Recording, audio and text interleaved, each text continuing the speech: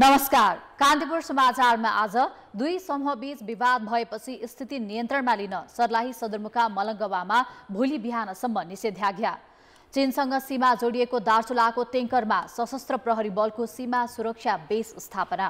शिक्षक सेवा आयोगले शिक्षा शास्त्र अध्ययन गरेका बाहेक अरूलाई किन सहभागी गरायो लाइसेन्स परीक्षामा, यस सम्बन्धी सामग्री पनि हामीसँग छ। शनिबारको स्वास्थ्य सल्लाहमा बालबालिकालाई किन हुन्छ हाडे रोग, यो सँगै आज हामी तपाईलाई लैजाँदैछौँ ललितपुरको वज्रबाराही मन्दिर। देश बाहिरको प्रसङ्गमा मोरक्कोमा गएको भूकम्प र खेलकुदमा एसिया कप सुपर 4 अन्तर्गत बङ्गलादेश र श्रीलङ्का बीचको खेल अपडेट। सुरु गरौँ आजका मुख्य समाचार।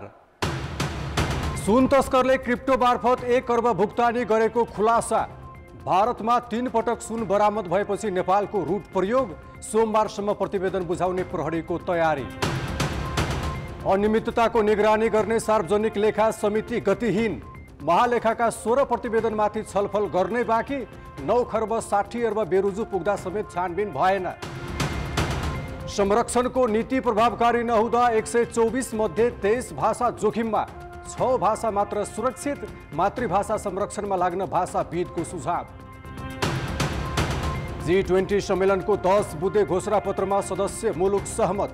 हरित विकास, डिजिटल पूर्वाधार तथा आतंकवाद नियन्त्रण लगायतका विषयमा एकमत। र नेपाली राष्ट्रिय भलिबल टोली 19औं एसियाली खेलकुदको तयारीमा व्यस्त। टिममा अधिकांश नयाँ अनुहार। राम्रो प्रदर्शन गर्ने लक्ष्यसहित भदौ 30 गते चीन जाने। जिल्ला प्रशासन कार्यालय सर्लाहीले सदरमुकाम मलङ्गवामा निषेधाज्ञा जारी गरेको छ। कृष्ण जन्माष्टमीको मूर्ति विसर्जन गर्ने क्रममा हिजो साँझ दुई पक्षबीच झडप भएपछि थप अप्रिय घटना हुन नदिन स्थानीय प्रशासनले निषेधाज्ञा जारी गरेको हो। आज दिउँसो 4 बजेदेखि जारी निषेधाज्ञा भोलि बिहान 8 बजेसम्म रहनेछ। हिजो कृष्ण जन्माष्टमीको मूर्ति विसर्जन गरेर फर्किने क्रममा मलङ्गवामा दुई समुदायबीच झडप र ढुङ्गा मुढा भएको थियो। लगत्तै प्रहरीले 16 सेल अश्रु ग्यास र 1 राउन्ड हवाई फायर गर्दै भिड तितरबितर पारेको थियो। आज बिहानैदेखि फेरि मलङ्गवामा प्रदर्शन र ढुङ्गा मुढा हुन थालेपछि स्थानीय प्रशासनले सर्वपक्षीय भेला बोलाएर सद्भाव कायम राख्न अपिल गरेको थियो। तर पनि प्रदर्शन नरोकिएपछि निषेधाज्ञा जारी गरेको प्रमुख जिल्लाधिकारी इन्द्रदेव यादवले जानकारी दिएका छन्। नेपाल प्रहरीको केन्द्रीय अनुसन्धान ब्युरो CIBले 60 किलो सुन तस्करी प्रकरणमा प्रारम्भिक अनुसन्धान अन्तिम चरणमा पुर्याएको छ। सङ्गठित अपराधमा 60 दिनभित्र मुद्दा दर्ता गरिसक्नुपर्ने भएकाले CIBले पहिलो चरणको अनुसन्धान सक्न लागेको हो। अनुसन्धानका क्रममा सुन तस्करीमा संलग्न चिनिया गिरोहले सङ्गठित रूपमै क्रिप्टोकरेन्सीबाट पैसा भुक्तानी गरेको खुलेको छ। 60 किलो सुन तस्करीमा पक्राउ परेका 30 मध्ये 9 जना विदेशी छन्। 6 चिनिया र 3 चिनिया मूलका विदेशी नागरिक एउटै गिरोहका हुन्। यसअघि विद्युतीय चुरोटमा सुन ल्याउने समूहमाथि गरेको अनुसन्धानमा दोषी देखिएका फरार चिनिया नागरिक दावाजिङ 60 किलो सुन तस्करीका पनि मुख्य मालिक भएको CIBको अनुसन्धानबाट खुलेको छ। दावाजिङको लगानीमा हङकङबाट सुन ल्याउने र नेपालमा व्यवस्थापनको जिम्मा दावा छिरिङले लिएका थिए। भारतीय आधार कार्ड समेत लिएका चिनिया नागरिक एलेक्सले रकम कारोबारको जिम्मेवारी पाएका थिए। एलेक्स भारतमा बसेर सुन तस्करीमा संलग्न हुँदै आएको अनुसन्धानबाट खुलेको छ। यसअघि सन् 2019मा भारतमै सुनसहित पक्राउ परेका थिए। यही समूहले ल्याएको 61 किलो सुन पनि सन् 2022मा भारतमा बरामद भएको थियो। हङकङबाट ल्याएको सुन भारतमा पनि 3 पटक बरामद भएपछि उनीहरूले नेपालको रुट खोजेको अनुसन्धानबाट खुलेको हो। अनुसन्धान स्रोतका अनुसार सुन तस्करीको रकम क्रिप्टो करेन्सीमा भुक्तान गरिएको छ। एलेक्सको मोबाइलबाट प्राप्त तथ्य अनुसार नेपालबाट भएको सुन तस्करीका लागि मात्रै 1 अर्बको क्रिप्टो कारोबार भएको छ। पक्राउ परेका चिनियाहरूले नेपालको बैंकबाट कारोबार गरेको कतै देखिएको छैन। क्रिप्टोमा भने 1 अर्ब कारोबार देखिएकाले सबै भुक्तानी त्यसैबाट गरेको CIBको अनुसन्धानबाट खुलेको हो। 60 किलो सुन नेपालमा व्यवस्थापन गर्ने जिम्मेवारी लिएका चिनिया मूलका दावा छिरिङले नेपाली नागरिकता प्रयोग गरेर लिएको राजधानी बोकेरै विदेश यात्रा गरेको तथ्य पनि खुलेको छ। सुन तस्करीमा संलग्न अधिकांश चिनियाले नेपालमा व्यवसाय समेत सञ्चालन गरेको देखिएको छ। दावाले विवाह गरेकी रोल्पाकी अमला रोक्का फरार भइसकेकी छिन्। दावालाई साथ दिएको आरोपमा माओवादी केन्द्रका उपाध्यक्ष कृष्णबहादुर महराका छोरा राहुल पक्राउ परेपछि अमला फरार भएकी हुन्। पूर्व उपराष्ट्रपति नन्दबहादुर पुनका छोरा दिपेशसँग पनि सिआइबीले बयान लिइसकेको छ। दिपेशको सहयोगमै दावाले नेपाली नागरिकता लिएको आशंका छ, तर उनले बोकेको मोबाइल गायब पारिएकाले आर्थिक कारोबारको तथ्य अहिलेसम्म भेटिएको छैन। राहुल महराले सुन अनुसन्धान सुरु भएपछि मात्रै 4वटा मोबाइल फेरिसकेका छन्। सुन तस्करी प्रकरणको अनुसन्धान गर्न हङकङ पुगेको सिआइबीको टोली फर्किसकेको छ। नेपालमा कर्मचारी र नेताका छोराहरूसँग साँठगाँठमा सुन तस्करी गरेको देखिएको छ, तर हङकङको सुरक्षा निकायले नेपाली अनुसन्धान टोलीलाई पर्याप्त सहयोग नगरेकाले सुन पठाउनेको तथ्य सङ्कलनमा कठिनाई भएको छ। नेपाललाई आधार बनाएर सङ्गठित रूपमा सुन तस्करी गर्ने समूहको नेक्सस पत्ता लगाउन सके त्यो भत्किने बुझाइ सिआइबीको छ। थप तथ्य र आरोपीको खोजीलाई खुला राखेरै सोमबारसम्म अनुसन्धान प्रतिवेदन बुझाउने तयारी सिआइबीको छ। कान्तिपुर समाचारका लागि रमेश धमाला, काठमाडौँ। सरकारी कोषको प्रभावकारिता र खर्चको विवरण परीक्षण गरी कानुन बमोजिम भए नभएको छानबिन गर्ने दायित्व सार्वजनिक लेखा समितिको हो। समितिले महालेखा परीक्षकको वार्षिक प्रतिवेदनमा देखिएको बेरुजु जाँच गरी सम्बन्धित निकायलाई आवश्यक निर्देशन समेत दिन सक्छ। महालेखाले 60औं प्रतिवेदन सार्वजनिक गरिसकेको छ, तर अनियमितता रोक्ने र आर्थिक सुशासन कायम गर्ने महत्त्वपूर्ण जिम्मेवारी पाएको समितिले महालेखाको 44औं प्रतिवेदनदेखि नै आवश्यक छलफल गर्न सकेको छैन। अझ 58औं यता त प्रतिवेदन त हेरेकोसम्म छैन। सार्वजनिक लेखा समितिको गैर जिम्मेवारीले इतिहासकै सबैभन्दा धेरै 960 अर्ब बेरुजु पुग्दा समेत छानबिन भएको छैन। प्रतिनिधि सभा नियमावलीले सार्वजनिक लेखा, महालेखा परीक्षकको प्रतिवेदन र सम्बद्ध विषय तथा निकायले गरेका कामको अनुगमन जिम्मेवारी सार्वजनिक लेखा समितिलाई दिएको छ। महालेखा परीक्षकको वार्षिक प्रतिवेदनमा देखिएको बेरुजु जाँच गरी सम्बन्धित निकायलाई आवश्यक निर्देशन दिन सक्ने व्यवस्था नियमावलीमा छ। त्यति मात्र नभएर लेखा समितिले सार्वजनिक सम्पत्तिको हिनामिना भए नभएको अध्ययन, अनुगमन र मूल्याङ्कन गरी आवश्यक निर्देशन दिने काम गर्छ। महालेखाको प्रतिवेदन नै यसको मुख्य कार्यक्षेत्र भए पनि 58 र 59औं प्रतिवेदनमाथि समिति प्रवेशै गर्न सकेको छैन। अहिले 60औं प्रतिवेदन सार्वजनिक भइसकेको छ। यही अवस्था कायम रहने हो भने समितिमा छलफल हुने अझै 5 वर्षसम्म लाग्न सक्छ। 4-5 वर्ष पहिलाका फाइनेन्सियल ट्रान्जेक्सनहरू र त्यसमाथि देखिएका चाहिँ अडिटका चाहिने ओपिनियनहरू अथवा अब्जर्भेसनहरू अथवा रिपोर्टमा देखाइएका बेरुजुहरूको माथि समयबद्ध छलफल नहुँदाखेरि चाहिँ समयबद्ध सार्वजनिक जवाफदेहिता प्रवर्धन गराउने सम्बन्धित निकायलाई चाहिँ गराउने कुरामा चाहिँ के हुन्छ भन्दाखेरि चाहिँ त्यसले चाहिँ कमजोरी देखा पर्छ र त्यो सम्बन्धित पक्ष चाहिँ तितर-बितर भएको होला, कोही जागिर छोडेर चाहिँ बाहिर जाने सिलसिला होला, कोही के होला। त्यसकारणले गर्दाखेरि समयमा हट स्टोभ रुल भन्ने गरिन्छ। त्यो हट स्टोभ रुल नहुँदाखेरि चाहिँ समयमा जवाफदेहिता प्रवर्धन गर्न सकिएन भने वित्तीय सुशासनको अवस्था त्यहीँबाट कमजोर हुन जान्छ। अहिले मुलुकले 15 अर्ब अनुदान र 21 अर्ब वैदेशिक ऋण शोध भर्ना लिन बाँकी छ। त्यसबारे समेत समितिले छलफल आवश्यक देखेको छैन। त्यसैगरी अहिलेसम्म चल्दै आएको क्यास कारोबारलाई पूर्ण रूपमा विद्युतीय प्रणालीमा नलगिएसम्म वित्तीय सुशासन कायम नहुन सक्छ। तर अहिलेसम्म न सरकारले चासो दिएको छ न त समितिले नै निर्देशन गरेको छ।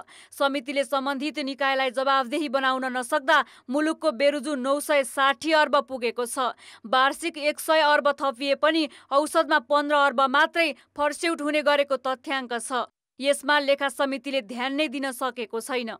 रिपोर्टहरू पनि टाइममा आउनु पर्यो, अनि रिपोर्टहरू फोकस गर्नु पर्यो, खास एजेन्डामा फोकस गर्नु पर्यो, अनि त्यसलाई छिटोभन्दा छिटो अध्ययन गरेर लेखा समितिले पनि आफ्नो ओपिनियन दिनु पर्यो। यति काम भयो भने मेरो विचारमा यी विगतका कमजोरीहरूबाट हामीले ठिक ढङ्गले काम गर्न सक्छौँ। राजस्व सङ्कलनको लक्ष्य हासिल गर्न नसकेकोदेखि सार्वजनिक सम्पत्तिको प्रयोगसम्मका विषयमा लेखा समितिले प्रश्न उठाउन सक्छ।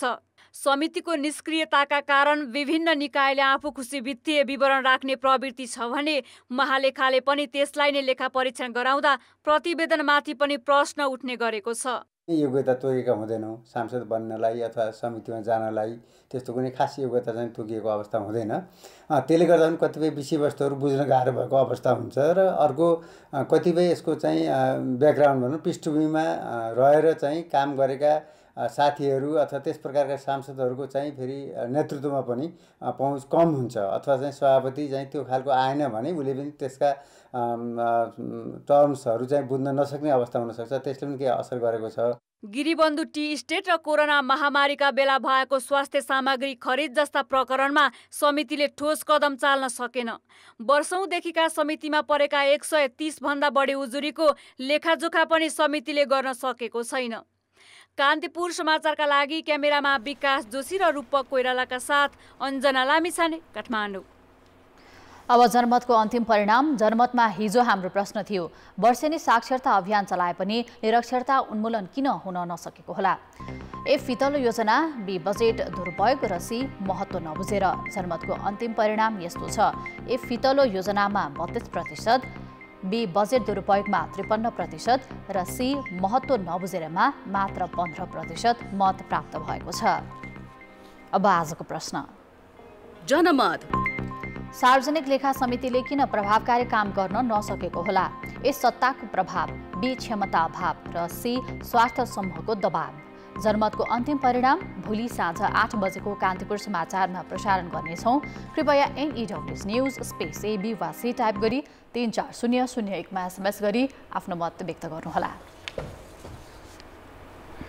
राष्ट्रिय जनगणना 2078 को तथ्याङ्क अनुसार नेपालमा 124 भाषा बोलिन्छ। तीमध्ये 23 भाषा बोल्नेको सङ्ख्या 1000 भन्दा कम छ। ती भाषालाई राज्यले लोपोन्मुखको सूचीमा राखेर संरक्षणको नीति लिएको छ। तर प्रभावकारी कार्यक्रम नहुँदा यस्ता भाषा लोप हुने खतरामा पुगेका छन्। अभिव्यक्तिको माध्यम हो भाषा। एउटा भाषा बन्न हजारौं वर्ष लाग्ने भाषाविदहरूको बुझाइ छ। नेपालमा अझै कैयन बोलीचालीका मात्र भाषा छन् जो लोप हुँदैछन्। राष्ट्रिय जनगणना 2078ले 124 वटा भाषा पहिचान गरेकोमा 23 भाषा बोल्नेको सङ्ख्या 1000 भन्दा कम छ। यसले पनि यी भाषा सङ्कटमा परेको देखिन्छ। पहिलाका पुराना पिँढीहरूले आफ्नै भाषा बोल्नुहुन्थ्यो र अहिलेका नयाँ पिँढीहरूले त्यो भाषा बोल्न जानिरहेको हुँदैन। त्यसकारण हाम्रो बराम भाषालाई जागरण गर्न अत्यन्त आवश्यक रहेको छ। पठन पाठन पढाउने चाहिँ हाम्रो भाषाबाट लेख्ने चाहिँ तपाईँको एउटा हुन्छ नि, यो पठन पाठनमा पढ्ने बुक हुन्छ नि, हो यो चाहिँ सरकारले उपलब्ध गराए।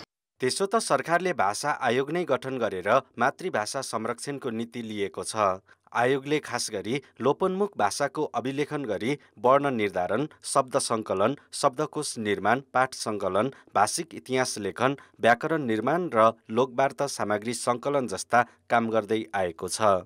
त त्यस्ता भाषाहरूको लागि वर्ण निर्धारण गर्ने, ती भाषाहरूमा भएका सामग्रीहरूलाई सङ्कलन गर्ने र सम्भव भए ती भाषाको शब्दावली तयार गर्ने, व्याकरण तयार गर्ने, यी यस्ता कामहरू गरिरहेको छ। आयोगले गरेको प्रयास पर्याप्त हुने छैन। भाषाविदका अनुसार 10 लाखसम्म वक्ता सङ्ख्या भएको भाषालाई सुरक्षित मानिन्छ। त्यस हिसाबले नेपालमा नेपाली, मैथिली, भोजपुरी, थारू, तामाङ, बज्जिका बाहेकका भाषा असुरक्षित देखिन्छन्। सङ्कटमा रहेका भाषालाई तिनै तहका सरकारले चासोका साथ संरक्षणको नीति लिनुपर्ने भाषाविदको सुझाव छ। तत्कालै हामीले चाहिँ त्यस्ता भाषाहरूको संरक्षण सम्वर्धन गर्ने कुरामा ध्यान दिन सकिएन भने अथवा राज्यले ध्यान दिन सकेन भने तत्तत चाहिँ नै स्थानीय तहले अथवा स्थानीय सरकारले ध्यान दिन सकेन भने त्यस्ता भाषाहरू चाहिँ लोपोन्मुख मात्रै होइन, लोप हुने सूचीमा चाहिँ पर्दै जान सक्छ। भाषासँग केवल अभिव्यक्तिको अर्थ मात्र जोडिन्न, यसले समुदायको संस्कार, संस्कृति र उनीहरूको पहिचान समेत जोडिएको हुन्छ। बहुभाषिक देश नेपालका तिनै तहका सरकारले सङ्कटमा परेका भाषा संरक्षणको नीति बनाएर त्यही अनुसार कार्यक्रम गरी संरक्षण गर्न नसके निकट भविष्यमै धेरै भाषा लोप हुन सक्छन्। कान्तिपुर समाचारका लागि केदार शिवाकोटी र भीमलाल श्रेष्ठको सहयोगमा क्यामेरामा श्याम श्रेष्ठ र सञ्जय लुइटेलका साथ अवतार राई, काठमाडौँ।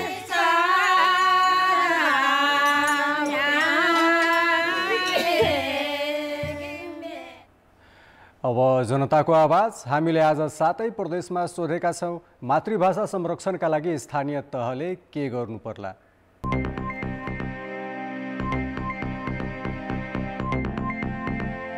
स्थानीय तहले चाहिँ जुन ठाउँमा बढी जातिको बाहुल्यता छ नि, अनि त्यही भाषाको मातृभाषाकै पाठ्यक्रमलाई लागू गर्दा राम्रो हुन्छ। पाठ्यपुस्तक निर्माण गरेर कक्षा सञ्चालन गर्ने र त्यो काम चाहिँ स्थानीय तहले गर्न सक्यो भने मातृभाषाको संरक्षण हुन्छ। स्थानीय सरकारद्वारा सञ्चालित स्कुलहरू, गभर्मेन्ट स्कुलहरूमा चाहिँ पाठ्यक्रमको व्यवस्था मिलाएर स्थानीय तह अन्तर्गत कुन मातृभाषाहरू बोलिन्छन् ती मातृभाषाहरूका संरक्षणका लागि के कस्ता कार्यक्रमहरू ल्याउन सकिन्छ, के कस्ता कार्यक्रमहरू दिन सकिन्छ भनेर योजनाबद्ध रूपमा अगाडि गर्नु पर्यो। भाषाहरू अनुसन्धान गरेर संरक्षण गर्ने कार्यक्रमहरू बनाएर ती कार्यक्रमहरूलाई अगाडि बढाउँदाखेरि अगाडि सञ्चालन गर्ने योजनाहरू बनाएर अगाडि बढ्नुपर्छ। स्थानीय प्रज्ञा प्रतिष्ठान वा वाङ्मय प्रतिष्ठान गठन गर्नुपर्छ। विद्यालयहरूमा मातृभाषामा पठन पाठन सुरु गराउनु पर्यो र त्यसको समय समयमा अनुगमन पनि गर्नु पर्यो। मगर जातिको मगर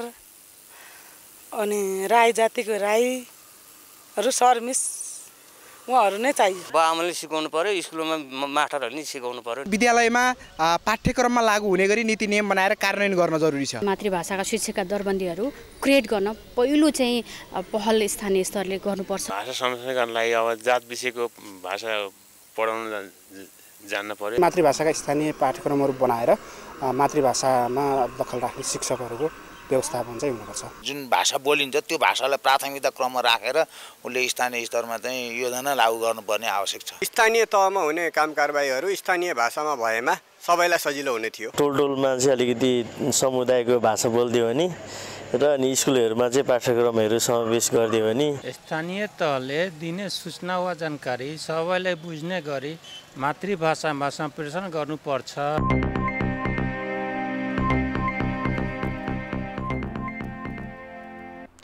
सामुदायिक विद्यालयमा शिक्षक हुन अध्यापन अनुमति पत्र अर्थात् लाइसेन्स अनिवार्य लिएको हुनुपर्छ। त्यसका लागि शिक्षक सेवा आयोगले आज माध्यमिक तहको लाइसेन्स परीक्षा लिएको छ। परीक्षामा 56,842 जना सहभागी भए। विषयगत शिक्षकको अभावलाई ध्यानमा राखेर आयोगले शिक्षाशास्त्र अध्ययन गरेका बाहेक विज्ञान, गणित, अङ्ग्रेजी र इन्जिनियरिङ विषयमा उच्च शिक्षा पूरा गरेकालाई पनि लाइसेन्स परीक्षामा सहभागी गराएको छ। राम्रो शिक्षक बन्ने उद्देश्यसहित सिन्धुपाल्चोक 12 विषयकी स्वस्तिका नेपालले काठमाडौँको बानेश्वर स्थित रत्न राज्य विद्यालयमा पुगेर अध्यापन अनुमति पत्र अर्थात् लाइसेन्स परीक्षा दिइन्। सामुदायिक विद्यालयको शिक्षा खस्किँदै गएकोमा चिन्तित स्वस्तिका लाइसेन्स पाएपछि शिक्षक बनेर सुधारमा लाग्ने योजनामा छिन्। मावि टिचर बन्नको लागि चाहिँ यहाँ एक्जाम दिन आएको, अकाउन्ट टिचर बन्नको लागि आएको एक्जाम दिन। परीक्षा राम्रो हजुर ठिकै भएको छ। स्वस्तिका जस्तै 56,842 जना शिक्षक सेवा आयोगले लिएको लाइसेन्स परीक्षामा सहभागी भए। आयोगले देशभरका 221 केन्द्र मार्फत परीक्षा लिएको हो। विषयगत र वस्तुगत परीक्षा लिँदै आएको आयोगले यस पटक भने 100 पूर्णाङ्कको 50वटा वस्तुगत प्रश्न मात्र सोधेको छ। गलत उत्तर भए 20% नम्बर कटौती हुने व्यवस्था छ।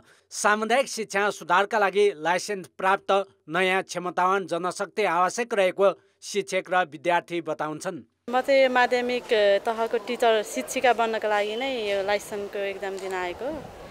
अब आशा छ पास हुन्छु भन्ने। शिक्षा क्षेत्रलाई शिक्षामा काम गर्ने शिक्षकहरूलाई मर्यादित सम्मानित पेसा राज्यले जबसम्म बनाउँदैन तबसम्म तपाईँको शिक्षा क्षेत्रमा लागेको व्यक्तिहरूको वितृष्णा पैदा भइरहेको छ। शिक्षक सेवा आयोगका अनुसार अहिलेसम्म 7,52,000ले शिक्षक लाइसेन्स लिइसकेका छन्। लाइसेन्स परीक्षामा सामेल हुन शिक्षाशास्त्रमा स्नातक वा 10 महिने तालिम आवश्यक हुन्छ।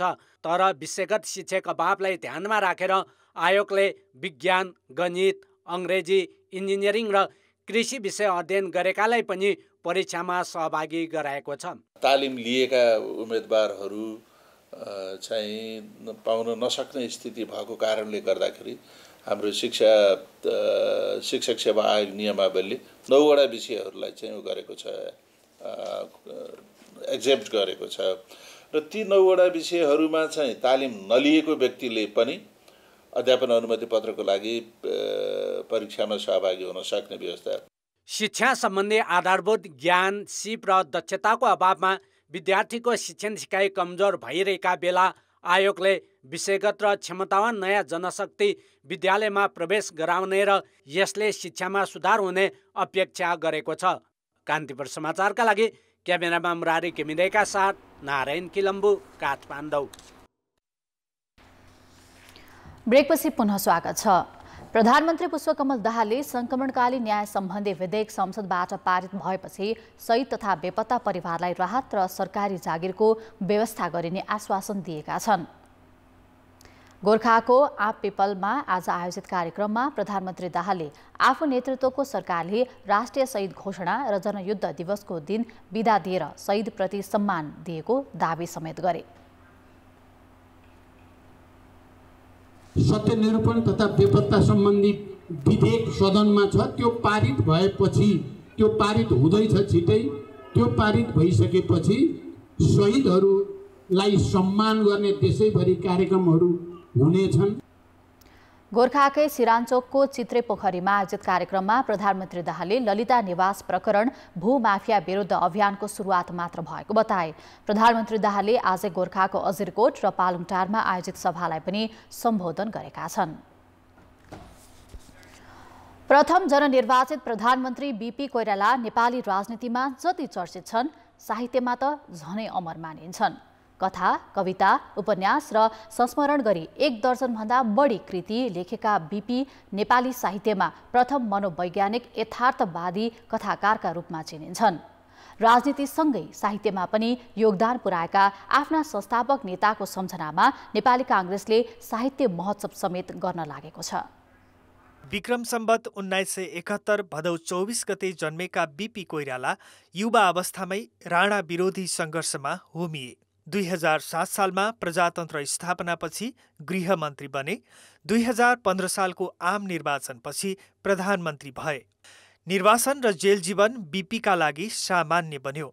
नेपाली काङ्ग्रेसको स्थापना र प्रजातान्त्रिक समाजवाद सिद्धान्तका प्रतिपादक कोइरालाले त्यही क्रममा आफ्नो फरक परिचय स्थापना गरे। नेतासँगै साहित्यकार उनको परिचय बन्यो। राजनीति र साहित्यलाई एकसाथ अगाडि बढाउन उनी सफल भए। मनोविश्लेषक र मनोचिन्तक साहित्यकार र यौन साहित्यमा उहाँले लेख्नुभयो, तर उहाँको यौन साहित्य कस्तो भनेदेखि त्यही मनोवैज्ञानिक हिसाबबाट उहाँले आफ्नो कुराहरू व्यक्त गर्नुभएको छ। शालीन तरिकाबाट, सभ्य तरिकाबाट उहाँले व्यक्त गर्नुभयो त्यो कुराहरू।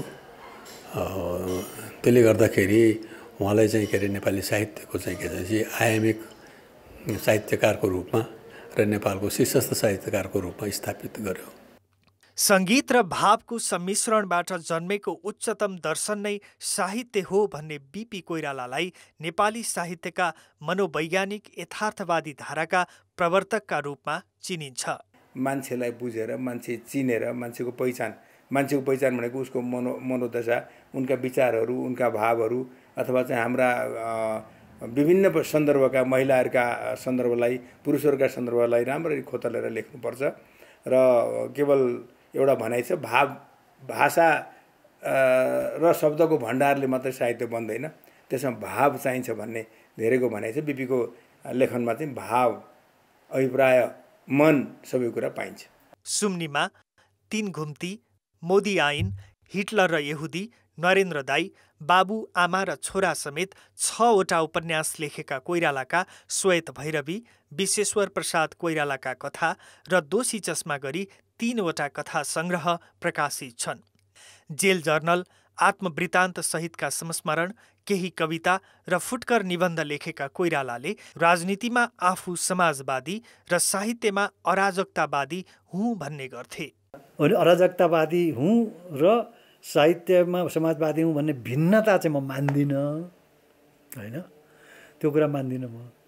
त्यो किन उहाँको अराजकतावादको अराजक छाडावाद होइन नि त। अराजकतावाद भनेको मान्छेको मुक्तिको एउटा स्वतन्त्र मान्छेले चिन्तन गर्दा कसरी गर्छ, उसको कर्ममा उसले कसरी गर्छ र उसले चाहिँ नि त्यो लादेका नियमहरूलाई कसरी चाहिँ बहिष्कार गर्छ, त्यो किसिमको अराजकतावादी हो उहाँको। आफ्ना सिर्जनामा कुनै न कुनै माध्यमबाट मुक्ति, आन्दोलन र राजनीतिक चेत प्रवेश गराउने कोइरालाले नेपाली साहित्यमा पुर्याएको योगदानको स्मरण गर्दै काङ्ग्रेसले पहिलो पटक आइतबारदेखि बिपी साहित्य महोत्सव गर्दैछ। बिपीलाई राजनीतिभन्दा उहाँको साहित्यिक पाटो पनि त्यति नै गौरवशाली भएको हुनाले साहित्यको चर्चा गर्ने र नेपाली कङ्ग्रेसको दायराभन्दा बाहिर निकाल्ने र सबैका लागि बिपी कोइरालाका विचारहरू अनुकरणीय छन्। बिपीका साहित्यहरू त्यति नै सबैका लागि ग्राह्य छन्। त्यसो भएको हुनाले बिपीलाई सबैको बिपी बनाउन। नेपाल र भारतका साहित्यकारहरू सहभागी हुने 3 दिने महोत्सवमा बिपीका सृजनाका विभिन्न आयामबारे छलफल हुने काङ्ग्रेसले जनाएको छ। कान्तिपुर समाचारका लागि प्रकाश बमको रिपोर्ट। काठमाडौँ उपत्यका धार्मिक तथा ऐतिहासिक सम्पदाले भरिपूर्ण मानिन्छ। हरेक साता सम्पदा अवलोकन गराउने क्रममा यसपटक हामी तपाईलाई लैजाँदैछौँ ललितपुरको गोदावरी नगरपालिका स्थित वज्रबाराही मन्दिर। तान्त्रिक देवीका रूपमा पुजिने वज्रबाराही मन्दिरमा गजुर छैन। मन्दिर रहेको स्थान धार्मिकसँगै पर्यटकीय दृष्टिले पनि सुन्दर छ। ललितपुरको लगनखेलबाट करिब 8 किलोमिटर पूर्वमा अवस्थित छ वज्रबाराही मन्दिर। काठमाडौँ उपत्यकाका 4 प्रख्यात बाराही मन्दिरहरूमध्ये ललितपुरको वज्रबाराही पनि एक हो। वज्रबाराहीलाई शक्तिपीठका रूपमा पुज्ने गरिन्छ। घना जङ्गलको बीचमा अवस्थित रहेको वज्रबाराही यसपालिको सम्पदा अवलोकनमा हामी अवलोकन गर्नेछौँ। गेटबाट 300 मिटर अगाडि बढेपछि मन्दिर प्राङ्गण पुगिन्छ। करिब 370 रोपनी क्षेत्रफलमा फैलिएको घना जङ्गलको मध्यपश्चिममा छ देवीको मन्दिर। मन्दिर प्राङ्गणमा राँगोको प्रतिमा, शिवलिङ्ग तथा त्रिशूल देखिन्छन्। मन्दिर व्यवस्थापनका लागि गुठी घर छ। मन्दिर पाटनका राजा श्रीनिवास मल्लले नेपाल सम्वत 786 मा स्थापना गरेको इतिहास छ। प्यागोडा शैलीमा रहेको मन्दिर एकै रातमा बनाइएको जनविश्वास छ। गजुर राखिसक्नुपर्ने त टाइम बााउन्डले गरेर राख्न नपाएको कारणले अनि त्यही कारणले यो गजुर राख्न नभ्याएर नरहेको मैले त्यही अनुसार अहिले गजुर राख्न नमिल्ने भन्ने धारणा छ। कुनै समय पानीको दह रहेको यस स्थानमा राँगो आएर आहाल बसेको र त्यही राँगोमा देवी सवार भएर यस स्थानमा आइपुगेको जनविश्वास छ। स्थानीयका अनुसार पछि दह पुरेर यहाँ मन्दिर बनाइयो। मन्दिर वरपर 9 वटा मसानघाट रहे पनि अहिले 2 वटा मात्र प्रयोगमा छन्। वनभित्रको कालीकाठ दाह संस्कारमा अनिवार्य प्रयोग गरिन्छ। त्यसका लागि वन संरक्षण समितिले ढलापडा काठ स्थानीयलाई उपलब्ध गराउँदै आएको छ। यस वनमा कम्तीमा 200 प्रजातिका रुख बिरुवा पाइन्छन्। हाम्रो यो खोलामा चाहिँ पुलेसो चाहिँ के अरे राख्छन् नि, त्यहाँलाई पनि हामीले दिन गरेका छौँ। र त्यस्तै धार्मिक मन्दिरहरू, मठ मन्दिरहरूको लागि चाहिँ जस्तै यो फर्निसिङ गर्नु पर्यो भने हामी यहाँबाट चाहिँ त्यो एउटा चाहिँ उहाँहरूको पत्र लिएर अनि चाहिँ उहाँ हाम्रो सिफारिसमा हामीले उल्टो गराउने गरेका छौँ। गाई बस्तु पाल्ने कृषकले अझै पनि वस्तु ब्याएपछि पहिलो पटक दुहेको दुध यहाँ रहेको राँगोको प्रतिमामा चढाउँछन्। हामीले आम्दानी दिन्छन्। यहाँ चढेपछि हामीलाई चाहिँ एकदम राम्रो हाम्रो देशन मसन फाटिन्छन्। मन्दिरको उत्तरतर्फ देवीका नाममा अखण्ड धुनी बालिएको छ। मन्दिरमा वर्षमा 2 पटक मेला लाग्छ। एक पटक दशैंको दशमीको दिन र अर्को पटक चैत्र पूर्णिमामा। कान्तिपुर समाचारका लागि क्यामेरामा विकास जोशीका साथ सृजना बास्तोला, ललितपुर। अब शनिबारको स्वास्थ्य सल्लाह।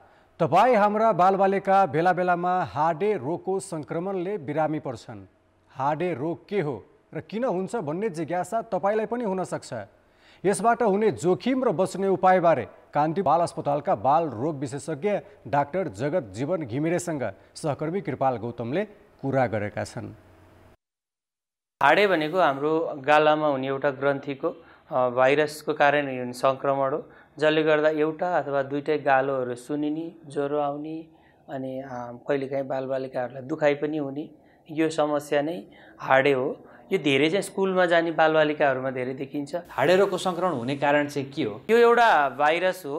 त्यो भाइरसले जब सङ्क्रमण हुन्छ त्यो चाहिँ एउटा मान्छेमा हाडे रोग छ भने यो थुक्का छिटाहरूबाट अर्कोमा सर्ने, श्वास प्रश्वासको माध्यमबाट अर्कोमा सर्ने र एकदमै सहर छ। एउटा बालबालिकाबाट अर्को बालबालिकामा सर्ने सम्भावना एकदम छिटो हुन्छ र एकदम छिटो चाहिँ सरिरहेको हुन्छ। कहिलेकाहीँ चाहिँ स्कुलको क्लासभरिको सबै बालबालिकाहरूमा, एउटा कक्षाको सबै बालबालिकामा चाहिँ यो सुनिने हुन्छ। यो हाडे रोगका प्रारम्भिक लक्षणहरू चाहिँ के हुन् र यसका जटिलताहरू चाहिँ कस्तो हुन सक्छन्? धेरैजसो बालबालिकाहरूलाई एकदमै धेरै ज्वरो हुँदैन, 100-101 सम्म ज्वरो हुन्छ भने के बालबालिकाहरूलाई एकदमै ज्वरो 102, 3, 4 सम्म ज्वरो आउने चाहिँ प्रमुख लक्षण भयो। त्यसपछिको लक्षण भनेको चाहिँ गाला सुनिँदै जाने। हाम्रो आमा बुवाहरूले यो मेरो बाबुको एकातिर अथवा दुवैतिरको गाला सुनिएर आयो भन्नुहुन्छ र कहिलेकाहीँ चाहिँ दुख्न पनि दुखेको हुन्छ। यसैले गालाको भाग माथिल्लो भागमा नै धेरै सुनिन्छ, घाँटीभन्दा पनि गालाको भागमा सुनिने, अनि मुख खोल्दाखेरि कहिलेकाहीँ गाह्रो हुने। धेरैजसो बालबालिकाहरूलाई यो बिस्तारै आफै निको हुँदै जान्छ र जटिलताहरू आउँदैन। केही बालबालिकाहरूलाई पेट दुख्ने, भमिट हुने अनि अलिक अप्ठ्यारै हुने कन्डिसनहरू एकदमै न्यून बच्चाहरूमा हुनसक्छ। हाडे रोगका लक्षण देखिसकेपछि चाहिँ कस्तो अवस्थामा अस्पताल आउने र कस्तो अवस्थामा चाहिँ घरमै बसेर पनि उपचार गर्न सकिन्छ? आफ्नो बालबालिकालाई उपचार गर्दा 3टा कुरा नगरेको राम्रो। टेप टाँस्ने, एन्टिबायोटिकको प्रयोग नगर्ने र दुखाइ कम हुने औषधि नदिएको राम्रो हुन्छ। र तेस्रो कुरा भनेको यो आफैमा निको हुने रोग हो। धेरै आत्तिएर धेरै अस्पताल दौडिरहनु पनि हुँदैन। अब हामीले भने जस्तै टाउको दुख्ने, पेट दुख्ने, बान्ता हुने असाध्यै धेरै भयो भने त्यस्तो अवस्थामा चाहिँ अस्पताल जान राम्रो हुन्छ। होइन भने यो आफै बिस्तारै निको हुन्छ भन्ने बुझेर प्रशस्त पानी दिने, प्यारासिटामोल दिने र घरमै राख्ने गर्नुभयो भने बालबालिकाहरूलाई आराम हुन्छ। यस वर्षको मिस युनिभर्स नेपालको उपाधि जेन दीपिका ग्यारेटले जितेकी छन्। आज ललितपुरमा भएको फाइनल प्रतिस्पर्धामा ग्यारेटले उपाधि जितेकी हुन्। उनलाई गत वर्षकी मिस युनिभर्स नेपाल सोफिया भुजेलले ताज पहिराइदिन्। उपाधि विजेता ग्यारेटले यसै वर्ष एल साल्भाडोरमा हुने मिस युनिभर्समा नेपालका तर्फबाट प्रतिस्पर्धा गर्नेछिन्। यस्तै Garima Ghimire first runner up, Buddhisara Sunar second runner up, Sitasma Pokharel third runner up र Abhilasha Lamsal fourth runner up भए। अर्थ र विकास। सम्पत्ति शुद्धिकरण सम्बन्धी कानुन संशोधन गरेर तत्काल कार्यान्वयन गर्न नेपाललाई दबाव परेको छ। सम्पत्ति शुद्धिकरण सम्बन्धी अध्ययन गर्ने अन्तर्राष्ट्रिय संस्था FATF-को एसिया प्रशान्तसम्म APG-ले नेपाललाई कैयौं सुझाव दिएको छ। APG-ले हालै सार्वजनिक गरेको प्रतिवेदनले सम्पत्ति शुद्धिकरण अनुसन्धान विभागलाई चुस्त दुरुस्त बनाउन, नेपाल राष्ट्र बैंकको वित्तीय जानकारी इकाइको क्षमता विकास गर्नका लगायतका सुझाव दिएको हो। त्यस्तै बैंक, क्यासिनो, सहकारी र घर जग्गा कारोबारलाई नियमन गर्न समेत प्रतिवेदनमा सुझाव दिएको छ। APG-ले दिएका सुझाव कानुन नबनाई कार्यान्वयन गर्न कठिन रहेको विज्ञ बताउँछन्। अहिले त के भन्दा तिम्रो गम्भीर चाहिँ मोडमा चाहिँ गएको छौ है भन्ने कुरा यसले सङ्केत गर्छ। हामीलाई योभन्दा अगाडि पनि त्यो सङ्केत भइसकेको थियो। अहिले चाहिँ क्यानाडामा गएर हामीले त्यसलाई अलिकता होइन ग्रेस पिरियड चाहिँ होइन टाइम लिएर आएको, हामी चाहिँ ल हामी गर्छौँ भनेर कमिट गरेर आएको। तर त्यो कमिट अनुसार गर्नलाई त धेरै काम छ होइन। फेरि यो कमिटमेन्ट चाहिँ पटक पटक हामी थपिरहेछौँ होइन। त्यस हुनाले अब चाहिँ के भन्दा सङ्कटमै जान्छौँ हामी यदि गरिएन भने। तर हाम्रो गर्ने चाहिँ के हो भन्दा आशा छ त गर्ने ठाउँ भन्दा एकदम कमजोर छ। APG-को 8 सदस्य टोलीले गत डिसेम्बरमा नेपाल आएर स्थलगत अध्ययन गरेको थियो। प्रारम्भिक प्रतिवेदनमै नेपाल ग्रे जोनमा जाने सम्भावना देखिएपछि नेपाली प्रतिनिधिको टोली FATF-को कार्यालय पुगेर 1 वर्षको ग्रेस अवधि मागेको थियो। अब अन्तर्राष्ट्रिय समाचार। G20 शिखर सम्मेलनमा जारी गरिने घोषणापत्रमा सबै सदस्य मुलुक सहमत भएका छन्। भारतीय प्रधानमन्त्री नरेन्द्र मोदीले 10 बुँदे नयाँ दिल्ली घोषणापत्रमा सहमति बनेको जानकारी दिएका हुन्। घोषणापत्रमा मजबुत, दिगो, सन्तुलित तथा समावेशी विकास, दिगो विकास, लक्ष्यमा तीव्र प्रगति, दिगो विकासका लागि हरित विकास सम्झौता, 21औं शताब्दीका लागि बहुपक्षीय संस्था, प्रविधि परिवर्तन र डिजिटल सार्वजनिक पूर्वाधार र लैङ्गिक समानता, महिला तथा बालबालिकाको सशक्तिकरण गरिने उल्लेख छ। यस्तै वित्तीय क्षेत्रका मुद्दा, आतंकवाद र सम्पत्ति शुद्धिकरणको सामना गर्ने र समावेशी विश्व निर्माणको विषयमा पनि सदस्य मुलुक सहमत भएका छन्।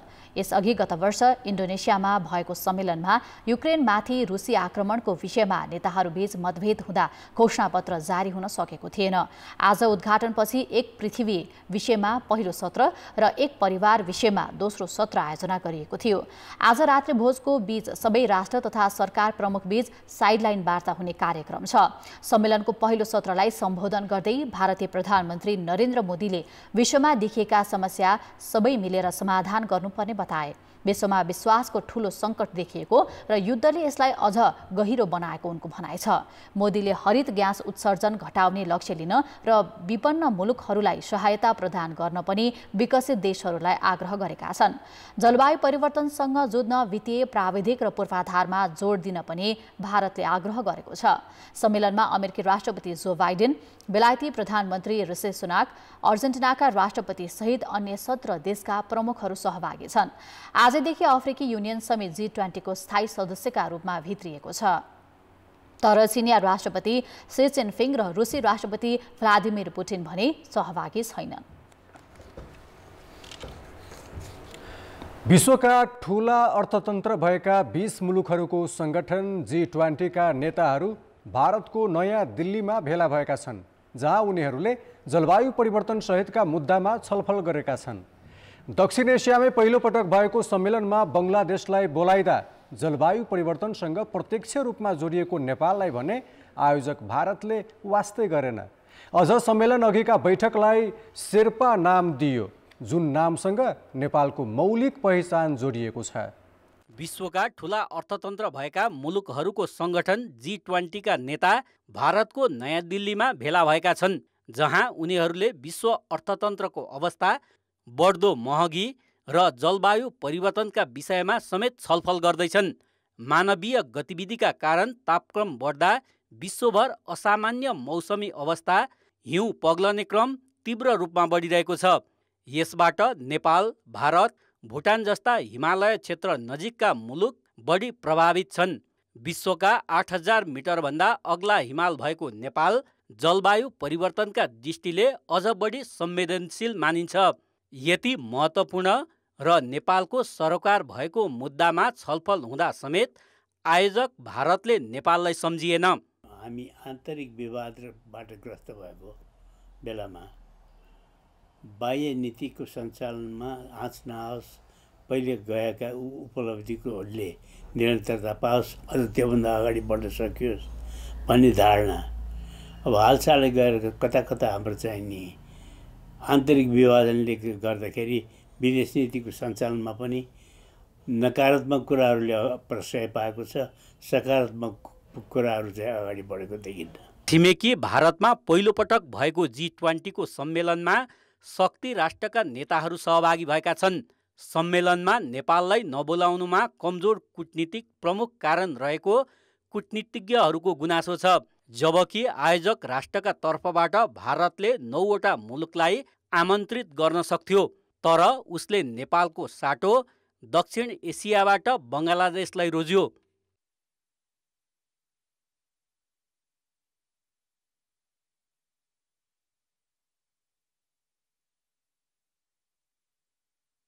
हाम्रो अलिकति कूटनीतिक पहल पनि भएन र हामीले केही लबीहरू गर्नुपर्थ्यो होला, सायद त्यो हुन नसकेको कारणले हामी चाहिँ यसमा परेनौँ जस्तो लाग्छ।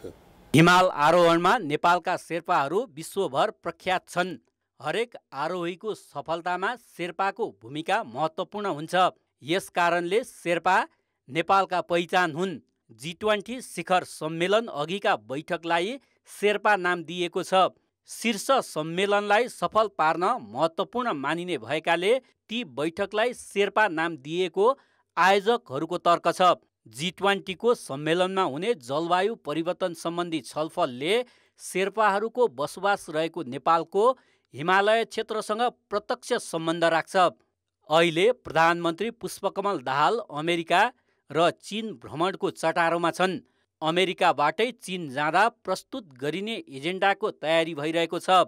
तर यही बीचमा दैलैमा भएको शक्ति मुलुकहरूको जमघटमा सहभागी भएर आफ्ना कुरा राख्ने अवसरबाट भने नेपाल वञ्चित भएको छ, जुन नेपालकै कमजोर कूटनीतिको परिणाम हो। कान्तिपुर समाचारका लागि क्यामेरामा रूपक कोइरालाका साथ पर्वतराज घिमिरे, काठमाडौँ। उत्तरी अफ्रिकी मुलुक मोरक्कोमा गैराती गएको शक्तिशाली भूकम्पमा परि 800 भन्दा बढीको मृत्यु भएको छ। 6.8 म्याग्निच्युडको भूकम्पका कारण 820 जनाको मृत्यु हुनुको साथै 672 जना घाइते भएको मोरक्को टेलिभिजनले जनाएको हो। भूकम्पको केन्द्रबिन्दु हाई एटलास माउन्टेन रहेको अधिकारीले जनाएका छन्। खेलकुद समाचार। नमस्कार, कान्तिपुर खेलकुद समाचारमा स्वागत छ। एसिया कप सुपर 4 अन्तर्गत जारी खेलमा बङ्गलादेश श्रीलङ्काले दिएको 258 रनको लक्ष्य पछ्याइरहेको छ। कोलम्बोमा बङ्गलादेशले टस जितेर फिल्डिङ रोज्यो। पहिले ब्याटिङ गरेको श्रीलङ्काले 50 ओभरमा 9 विकेट गुमाउँदै 257 रन बनाएको थियो। मध्यम सुरुवात गरेको घरेलु टोली श्रीलङ्काका ओपनर दिमुथ करुणारत्ने 18 रन र पाथुम निशानका 40 रनमा बाहिरिए। विकेटकिपर कुशल मेन्डिसले 50 र कप्तान दासुन सानाकाले 24 रन जोडे।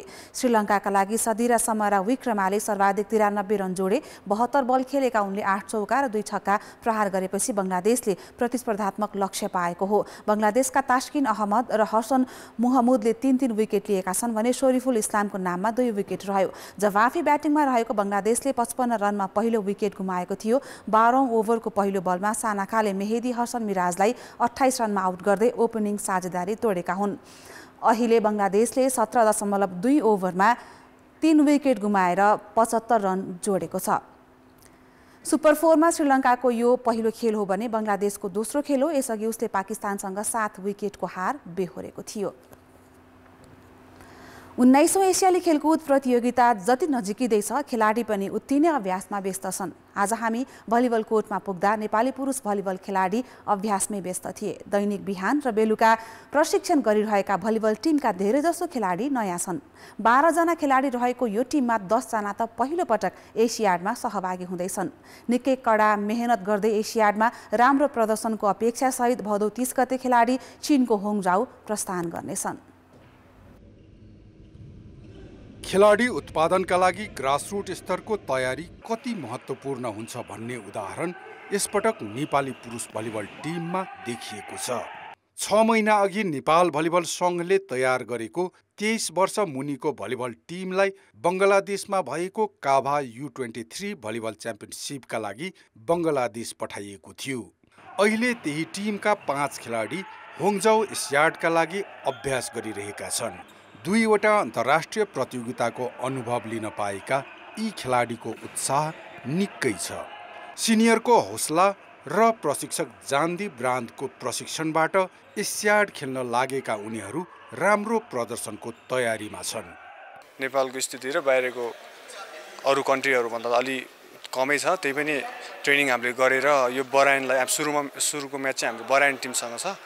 बराइन पनि स्ट्रङै छ, तर हामीले चाहिँ बराइन टिमलाई जित्ने लक्ष्य लिएर ट्रेनिङ गरिरहेको छौँ। नवनियुक्त कप्तान मानबहादुर श्रेष्ठ र विशाल विकसँग मात्र एसियाडको अनुभव छ। बाँकी 10 जनाले एसियाडको अनुभव लिन सकेका छैनन्।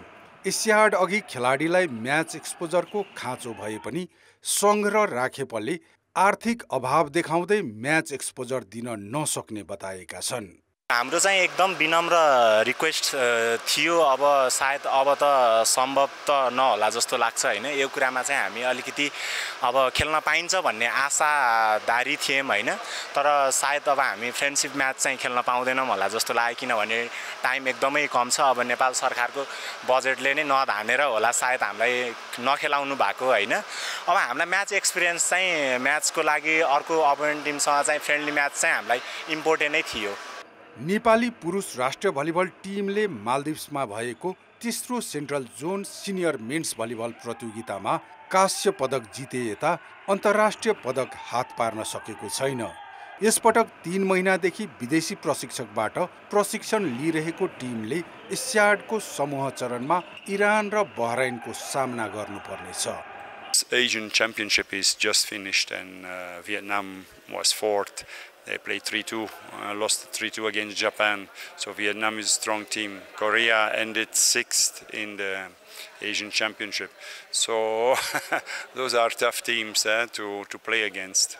But it's a very challenge, of course, to play good against stronger teams. Also for the men, is not easy.